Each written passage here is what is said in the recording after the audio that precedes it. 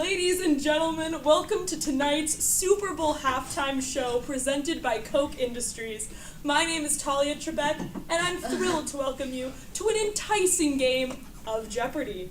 Let's meet our contestants. Please welcome Charles and David Koch, American business tycoons with a hobby in politics. Give them a hand. They'll be starting the game ahead with one money bag. And their humble competitor, a lost polar bear, accompanied by Agu, the polar bear translator. They're starting with nothing. All right, let's get started. Okay, Koch brothers, you're richer, and we all know that the wealthy have privilege, so we'll let you pick the first category. We'll choose Money Makes the World Go Round for 200. We know that one very well. Alrighty, your question is about greenhouse gases and the product market economy. We're going to start by giving you a little context. Researchers have found that consumers are directly and indirectly responsible for more than 60% of global greenhouse gases. Further, they're responsible for 80% of total land, material, and water use. Food accounts for 48 to 70% of household impacts. Breaking down the consumer impact a little more now, according to data from the EPA, most greenhouse gases can be traced back to the population or to the production and transportation of goods. When most people think of cutting their carbon footprint, they try to keep the refrigerator closed or keep the heat lower in the winter. However, residential sources only account for 12% of greenhouse emissions.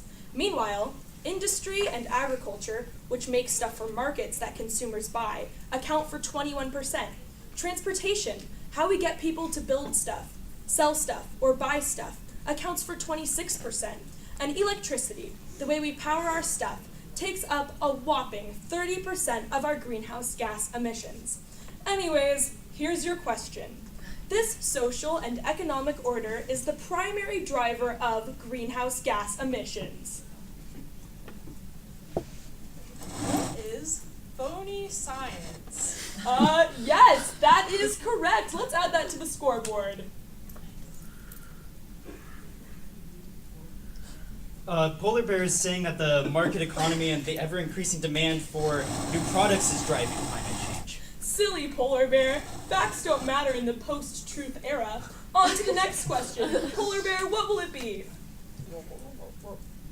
She says, you are what you eat for 400. Polar Bear, your question is about global health and food security.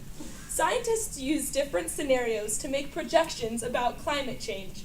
A business-as-usual scenario is where developed countries continue at the same level of consumption and greenhouse gas emission. Under this scenario, projections on climate change suggest that some areas will have more death due to heat stress, wider spread of vector-borne diseases like malaria, a decline in fisheries, and drastic agricultural failure. These effects will compound into a long-term global health crisis for the global south.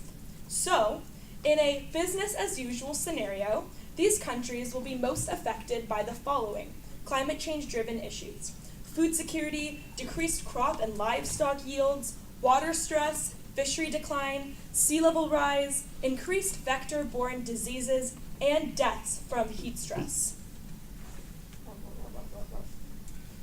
What are people in lesser developed countries? The planet's poorer countries, especially the global south, will be the most affected by these issues. Although that makes sense, that's not what my answer card says. Koch brothers, do we have a rebuttal? No one group will be more affected than any other group. We all live on the same planet, and we all have to put up with this stupid global warming stuff. There's a blizzard in New York right now. That's clearly all made up. That's correct. It seems that the Koch brothers are the real climate change experts here. And since this halftime show program is merely an opportunity for paid sponsorship programming, it makes sense that the Koch brothers would be taking the lead. Moving on, Polar Bear, I believe the question is yours. The polar bear would like Life's Not Fair for 400. If there's one thing Polar Bear is an expert on, it's at promoting equality and justice, not selfish profit like the Koch brothers. Well, okay then. Let's learn a little bit about why your life isn't fair before we display your question. The average global income is predicted to be 23% less by the end of the century than it would be without climate change. This has implications on global inequality, as this decrease in income disproportionately impacts those living in poor countries. This will lead to an inevitable restructuring of the global economy. Average income for the world's poorest people by the end of the century will drop 70% below what it would have been without climate change. The consumption class is primarily responsible for ecological destruction, as income is directly associated with consumption. That's why the Sierra Club is concerned about what will happen when the 60% of people that are positioned in the lower class want to move up into the consumer class.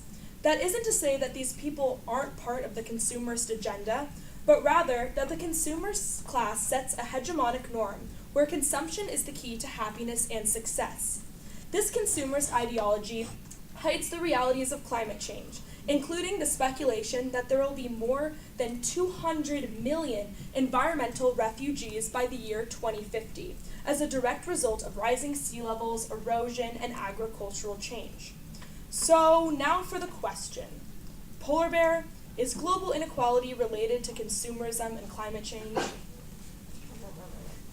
Yes, absolutely. In fact, you just outlined how global consumption shows extreme inequality, with the world's poorest people consuming significantly less than the world's richest, like the Koch brothers over there. And, like I said before, all these poor people are going to bear the greatest burdens of climate change. That's inequality at its finest. Yeah, that sounds right. Let me just check the answer. Well, it seems that you're wrong.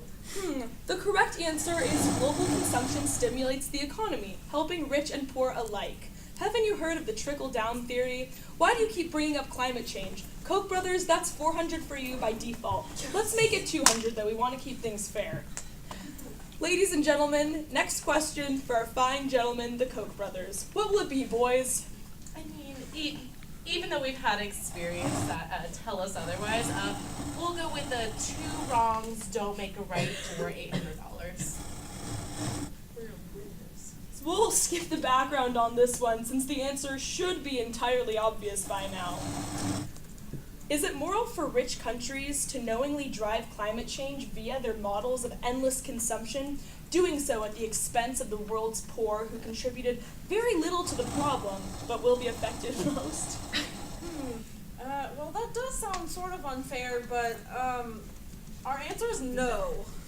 It really does seem like the answer should be yes, but my Koch Industries branded answer card says no. So, in a completely fair and equitable game of Jeopardy, it looks like the Koch brothers are correct, winning this game due to their privilege as rich white men born in the USA.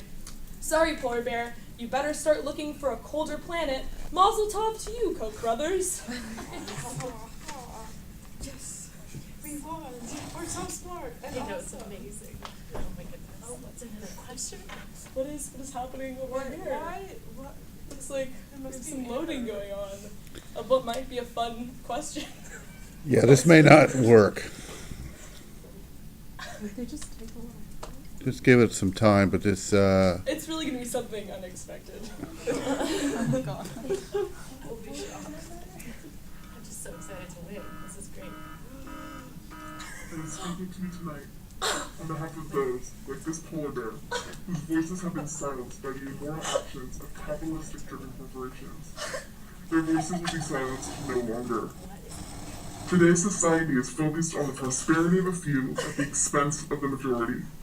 Western society succumbs to constant consumption while turning a blind eye to the ripple effects of the carbon emissions of a flight or the health impacts of miners who mined minerals necessary for the iPhone in your hand.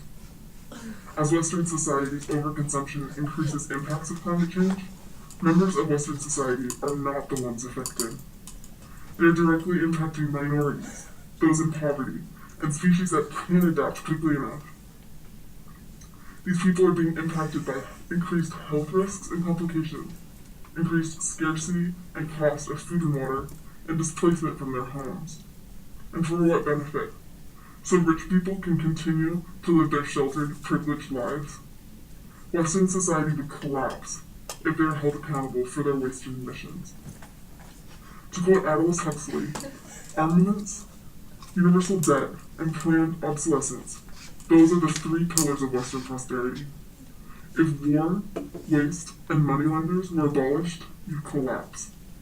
And while you people are over-consuming, the rest of the world sinks more and more deeply into chronic disaster.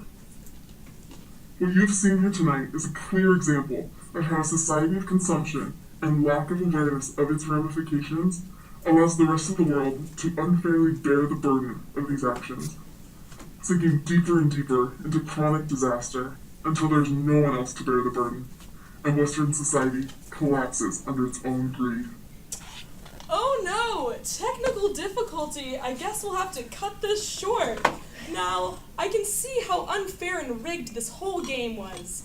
If we don't begin to use morality-based decision-making to practically adapt to climate change, we will fall deeply into chronic disaster, like it said in that weird video. Millennials these days. Well, with that, it looks like it's time to head back to the big game. We sincerely hope that this politically woke messaging didn't distract you or lead you to think critically about your current role in our consumer society.